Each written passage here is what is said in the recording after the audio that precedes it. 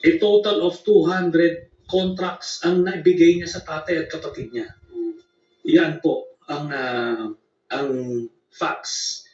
Ito, hindi niya mapagkakaila na hindi pwedeng nakakuha itong mga ito nang wala siyang impluensya. At kahit nasabihin niyang wala sa impluensya, the law defined it na pagka nasa posisyon ka ng gobyerno na maaring ma-impluensya doon sa mga kontrata na yan, dapat mga magnanakaw. Sa kanina naman po, sa final sa amin, ni dating Pangulong Duterte at sa kapamilya ko, to Trillanes, you are barking at the wrong tree. Kung seryoso ka talaga, bakit di mo kasuhan yung mga totoong mga corrupt talaga? Bakit di mo kasuhan yung mga financials mo? Yung mga contractor, alam mo yun. Alam mo yun.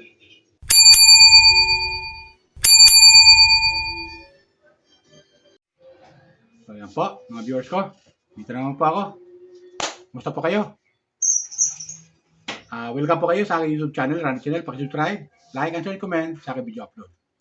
At yung mga OFW na kasabot na trabaho sa ibang bansa, na mga OFW makasabot na kaibigan natin dyan, o basta lahat na OFW, basta dito sa galing sa bansa Pilipinas. Welcome po kayo sa aking YouTube channel, Run Channel. Paki-subscribe, like, and share, comment dito sa aking video upload. Comment ko dito sa video. Kung di pa kayo nakapag-subscribe, subscribe na po kayo sa akin. Okay? At magandang ating pag-uusapan, mga viewers ko. Ipaparinig ko sa inyo yung sagutan ni Senator Bongo at ni dating Senador Antonio Trillanes, mga viewers ko. Ito yung pag-uusapan natin ngayon. Alam niyo kung bakit, mga viewers ko? Kasi nga, talagang mainit yung labanan ng dalawa. Nagkakasagutan to dalawa. Kasi ayon kay Senator Trillanes,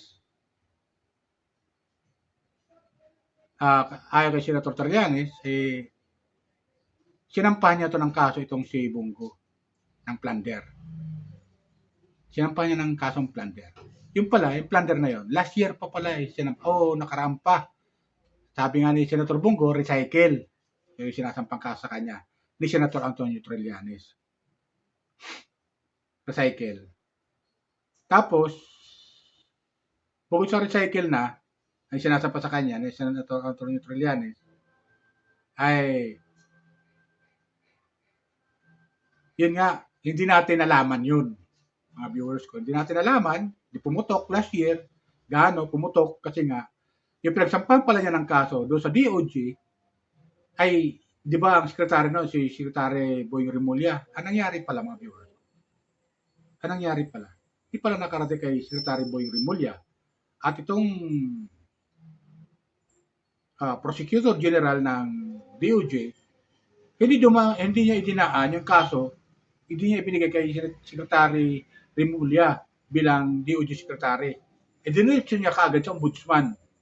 So sumasalita sa Ombudsman, siyempre, ayaw kay Senator Antonio Trillanes na di umano, itong sa Ombudsman ay kakampi ni Senator Bongo. So anong nangyari? Wala nangyari.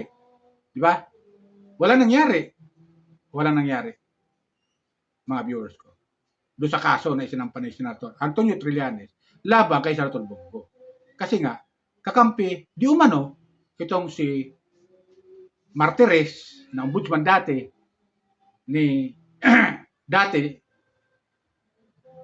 na itinalaga ni Pangulong Duterte bilang ombudsman, ito si Martires, na kadikit nila Bongo.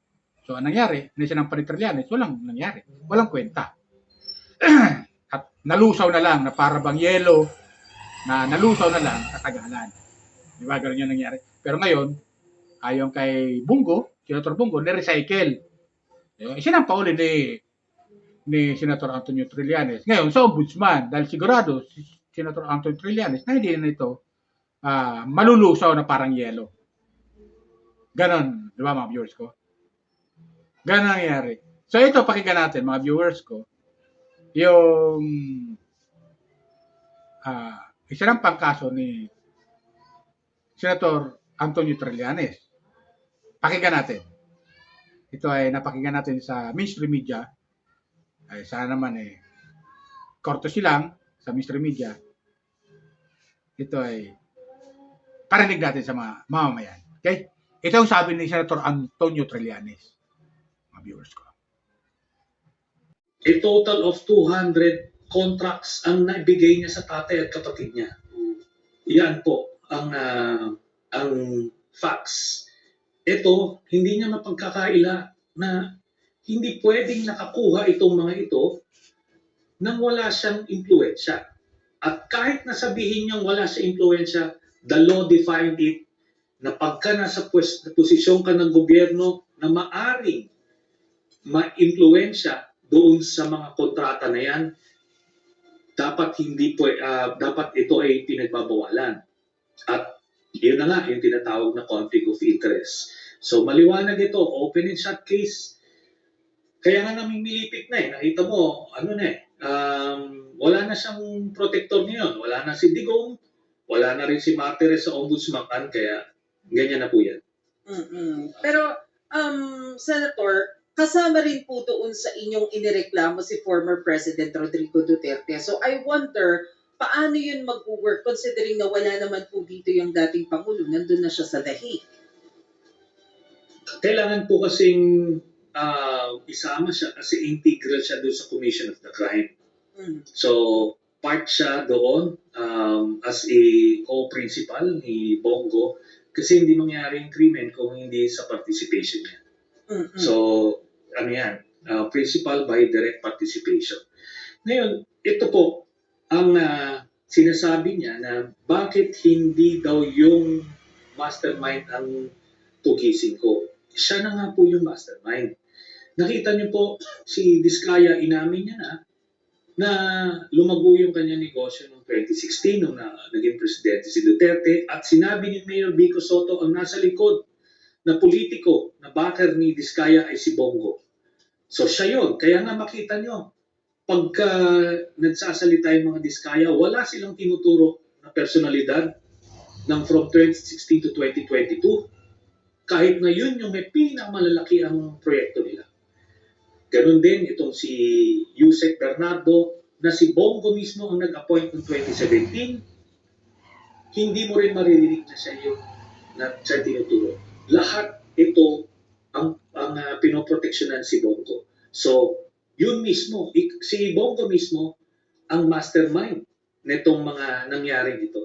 Huwag kasing parang lumalabas. Kahit ngayon lang pumutok itong issue na to, hindi po to nagsimula lang dito sa present administration. Binuo nila Bongo yung sindikato na yan nung presidente si Duterte. Kasi nga, as early as nung mayor pa lang si Duterte, ganyan na yung modus nila.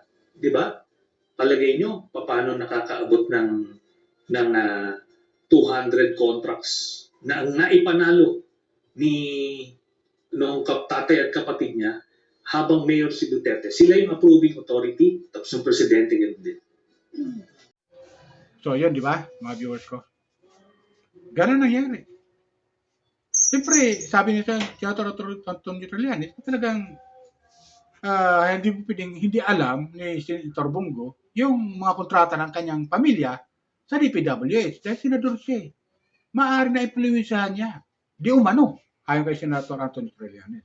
Kaya nagkaganon, di ba? Kaya nagkaganon. At kasabwat nga itong mga Diskaya. Di umano, sabi ni Senator Antonio Trillanes. Di ba? At yung maaari talaga na hindi talaga magkaroon ng project ang pamilya ni Senator Bongo sa DPWH dahil noong time na yon si Pangulong Duterte mayor ng Davao. Diba? Mayor ng Davao. Tapos naging presidente, naging executive secretary naman si Bongo ng Office of the Vice President. Office of the President. Diba? Naging secretary siya ni Pangulong Duterte noong time na yon. So, ganun pa rin nangyari. Na-influensyahan pa rin niya yung mga kontrata ng pamilya niya, pamilya ni Senator Bongo, di umano, sabi ni Senator Antonio Trillanes, dahil nasa nasa executive secretary na presidente na maging Pangulo si Pangulong Duterte. Hindi mo pwede nila alam yun. Di ba? Na nangungontrata na bawal pala sa batas yun, mga viewers. Ayaw di umano kay Senator Antonio Trillanes. Nasa 4 degree. Na bawal pala yan. Pero anong nangyari, nakakuha pa rin ng kontrata sa DPWH na umabot ng bilyon. Di ba? Ito naman yung kasagutan ni ano to? Ito naman yung kasagutan ni Senator Bongo, mga viewers ko. Pakinggan natin kung ano kasagutan niya doon sa reklamo ni Senator Antonio Trillanes laban sa kanya, plunder. Ito kasagutan niya, mga viewers. Si Senator Bongo, pakinggan natin. At mga magnanakaw. Sa kanina naman po, sa final sa amin, ni dating Pangulong Duterte, at sa kapamilya ko, to Trillanes, you are barking at the wrong tree. Kung seryoso ka talaga, bakit di mo kasuhan yung mga totoong mga corrupt talaga? Bakit di mo kasuhan yung mga financials mo? Yung mga contractor, alam mo yun. Alam mo yun. Kita mo na, nakailang buwan na tayo dito sa pagdidinig sa Senado. Ilang hearings na po. Lumalabas na ba yung totoo? Sino yung mga contractor? Yung talagang may-ari, sila mismo yung may kontrata, sila yung mismong kumikita, sila yung contractor, sila pa yung congressman, sila yung habulin mo, Trillanes. Ayaw mo habulin dahil financer mo nga. Tama yung sinabi ni Senator Bato noon na may mga financer ka. Baka nga yung ginamit mong pondong yon nanggaling pa sa flood control. Yung pag-imbestiga mo noon kay dating Pangulong Duterte, maaaring galing pa yun sa flood control. Huwag kang magpalinis dito. Huwag mong ilinis ang totoong issue. Dito lang tayo sa katotohanan. Seek the truth, not the script, not the playbook. Nasa na yung mga dapat kasuhan sa issue ng flood control? Nasa na? Bakit walang mga pinangalanan na malalaking tao? Yung mga buhaya, ba't pilit yung pinagtatakpan? Yung totoong issue rito, flood control at ghost projects. Nasa na po? Kaya nakikiusap po ako sa ICI, sa Ombudsman, sa DPWH. Kasuhan niyo yung mga malalaking tao. Yung sangkot sa flood control. Yung sangkot dito sa mga ghost projects.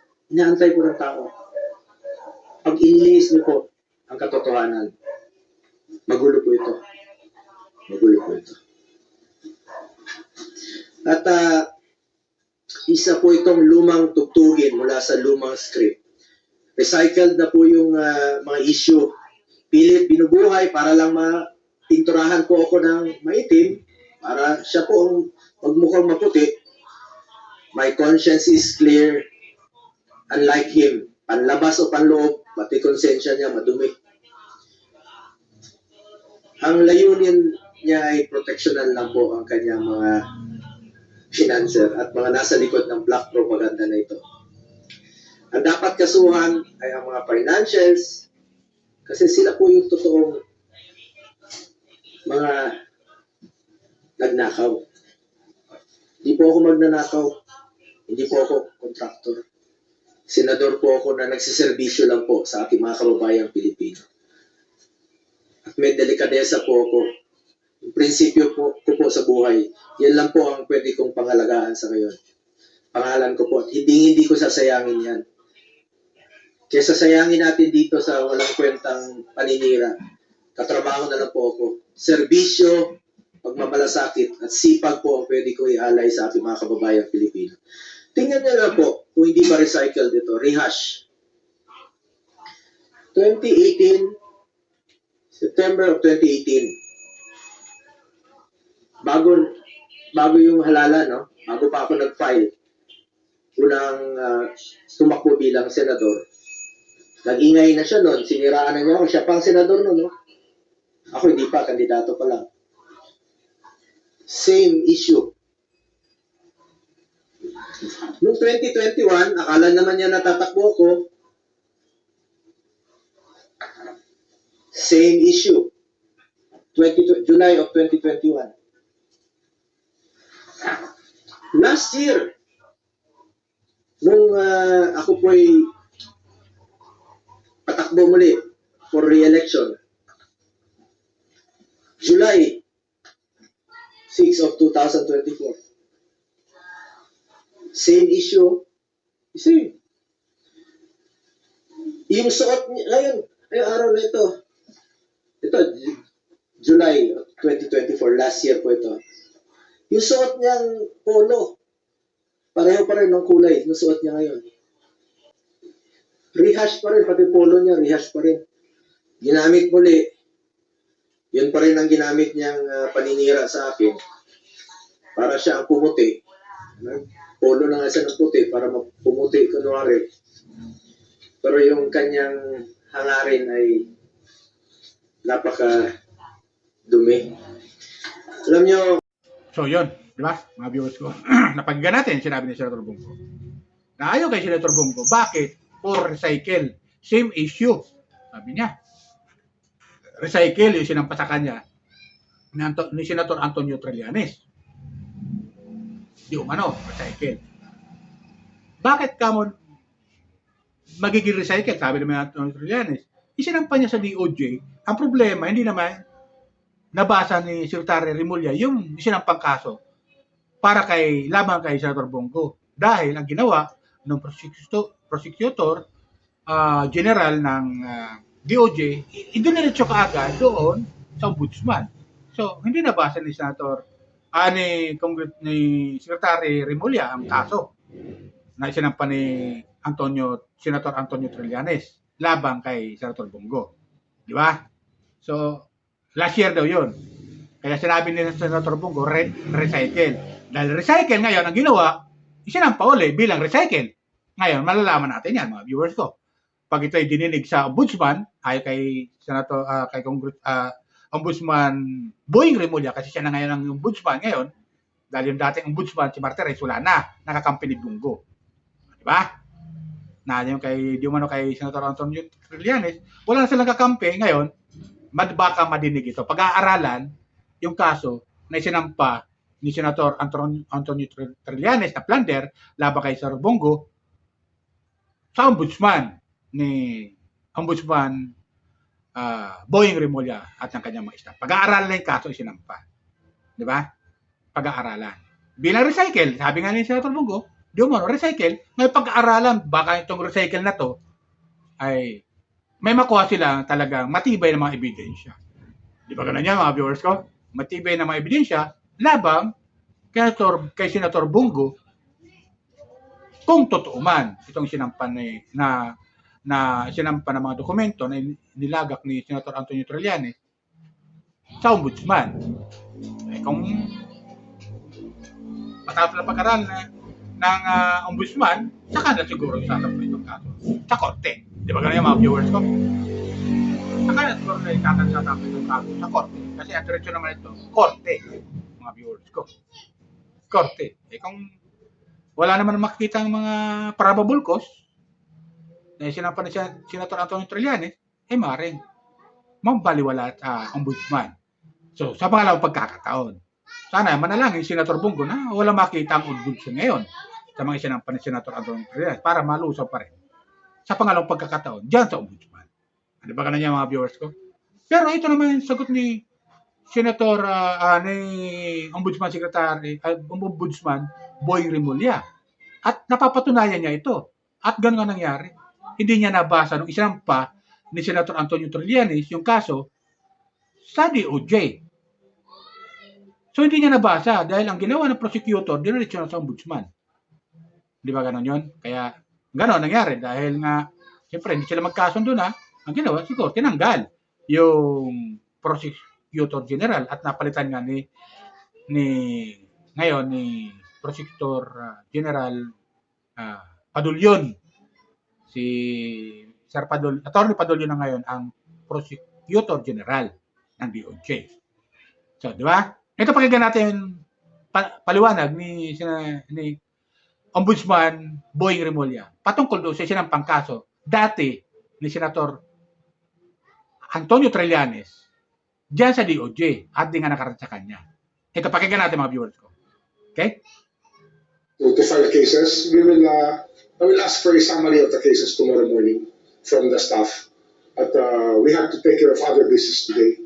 Institutional arrangements have to happen for this office to run faster and more efficiently. Sir, balikan ko lang po itong final na ito. Ito daw po ay original yung final na niya sa DOJ noon. Pero pinadala daw po dito. Hindi, ano yan. Finally yan, nung hinanap ko yung file, nung ako naka-receive ng word na nag-file siya ng kaso, nung hinanap ko, wala na sa DOJ, hindi pinadaan sa aking opisina. Ito ang isang dahilan kung bakit nagkalabuan na kami ng Prosecutor General doon. At pinunod ko muna siya. Sabi ko, kung gano'n ang gawain, hindi igagala ang opisina ng Secretary of Justice, ay bakit pa? Hindi tayo pwede magsabay sa isang kwarto kung gano'n, di ba? Kaya, yun, buti na lang, nakalit kami yan. At ang nakaupo ngayon na Prosecutor General ay napakahusay, si Richard Cadurion. At yun, puri-puri ako doon. Anyway, itong kaso ito, ay pag-aaralan pa. Hindi na ako nagkaroon ng pagkakataong makita ang mga papel na ito noong panahon na yun. Isang taon na yun eh. Mga isang taon na yata. 1 year na ba yan? 1 year na. Tama, isang taon na yun. At hindi namin nakita yun eh. So ngayon, pag-aaralan ko. At pag-aaralan namin, dadaan yan sa evaluation, fact-finding, at preliminary investigation kung kakailanganin. Siyempre, evaluation ang critical. Sir, would you know, ano yung nangyari talaga naman dito sa ombudsman dun sa ipinadalang reklamo from the DOJ? Malalaman ko bukas. Kasi hahanapin din namin kung saan napunta yun dito. At parang hindi na gumalaw yung kaso. Sabi po kasi ni Senator Trillanes kanina, ipinahol na daw po, wala raw po naging action. Hindi ko alam kung ano nangyari. Ano kung mag-presume ng masama sa aking kapwa. Pero aalamin natin. Kasi nga, itong kasong to na final niya, ito rin yung pinag-uusapan natin na conflict of interest cases. Kasama yan, may bahid yan ng conflict of interest. Sir, ito po ba ay magiging bahagi din po ng sinasagawang investigasyon naman natin? Kasi minention dito, sir, yung mga diskaya, yung joint venture nila with CLTG na iniimbestigahan din po ninyo. Ano yan? Kasi it gives us, binibigyan kami yan ng hudyat kung saan kami dapat tumingin. Kasi nga, interesado kami dyan, pero kung nandiyan ang dokumento at meron na siyang mga project number, mga identifying marks, mas madali namin mahahanap yan sa DPWH. Yun naman ang takay namin dito, na mapabilis ang lahat. And we can use every information available, ipa-validate lang natin sa computer system ng DPWH. So, sir, pwedeng mag-merge, pwedeng magsama, paano? Pwede yan mag-merge, pwede magsama. Anyway, ano pa naman under investigation pa yung maraming bagay na yan. So ito is a formal case file. It brings us to the point na kailangan evaluate. Mag-conduct kung evaluated, pwede yung bunga ng totoong kaso, then fact-finding, at pagkatapos noon, preliminary investigation. Due process pa rin Hindi tayo pwede lumabas sa karapatan ng tao. So, ayun, di ba? Napakinggan natin. Yan ang paliwanag ni Ombudsman Boying Remulla. Ganun pala nangyari. Di ba?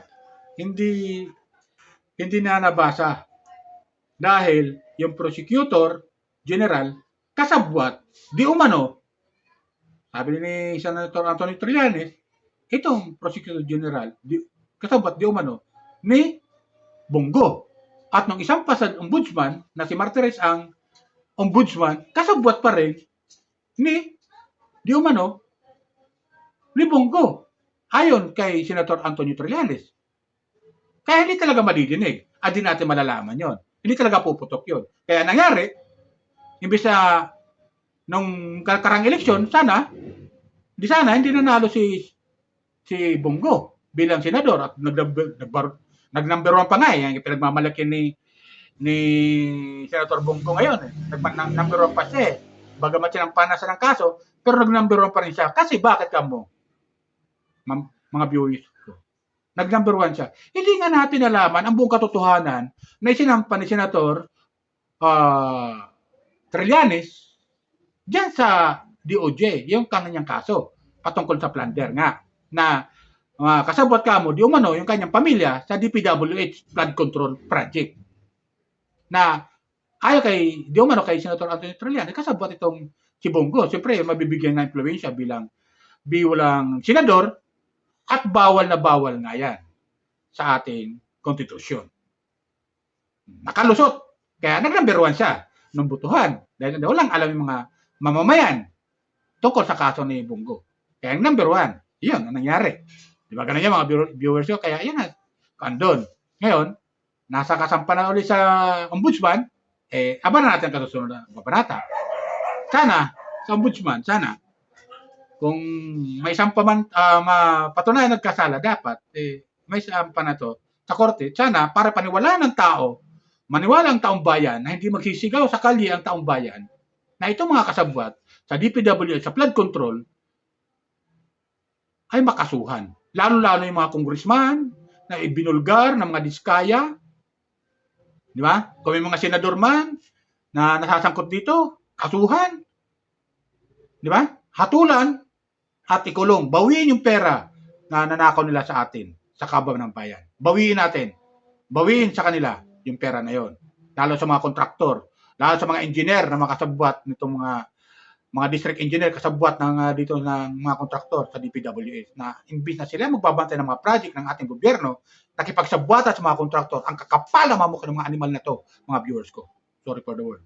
Ang kakapal ng mga taga-DPWH na mga kasabwat ang mga kontraktor, nakipagsabwatan sa pagnakaw ng pera natin na wala silang pakialam, may anurin, wala silang pakialam, may mamatay sa ragasan ng tubig, baha, wala silang pakialam, may malunod sa baha, wala silang pakialam, may anurin ng bahay, wala silang pakialam, mag-landslide, basta sila, puno ang bulsa nila, pati mga bituka nila, ang sorry for the words, sa malalang loob ko, kasi ang daming namatay, mga viewers ko, sa Batangas, ang daming namatay, sa Bicol, last year yun last year, Hindi mawawala sa atin yun. Last year, sa Bicol, lumubog ang baha. Lumubog.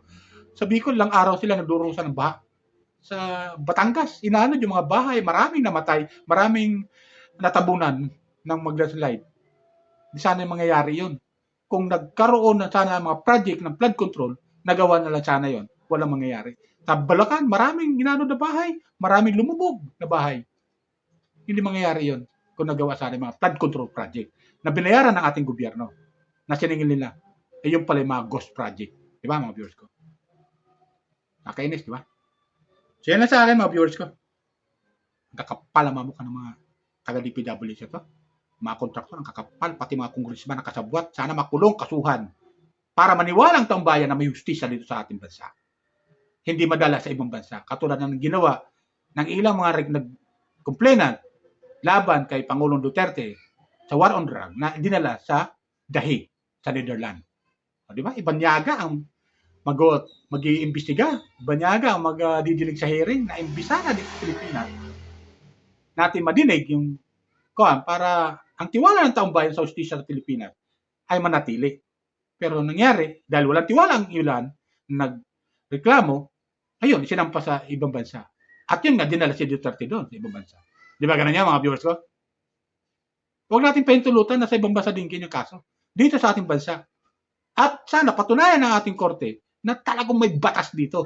At makukulong ang dapat makulong. Kasuhan ang dapat kasuhan, makulong. Hatulan ang dapat hatulan. At bawiin yung pera. Para maniwalang taong bayan, hindi magsisigaw sa kalye. Di ba? Hindi magsisigaw na ibalik ang pera namin. Ibalik. Hindi kayo magbabayad ng tax ayon sa mga taxpayer na malalaki ang binabayad sa tax. Pero lahat ng taxpayer, lahat ng mamamayan sa bansang Pilipinas, taxpayer. Okay? Yan lang sa akin, mga viewers ko. Palala ko lang ito, baka mayroon nanonood dyan sa akin na hindi pa nakapag-subscribe. Subscribe lang po kayo, like and share, comment sa aking video. Okay, yan lang po. Bye. Ingat po lagi. Pagpalain po tayo.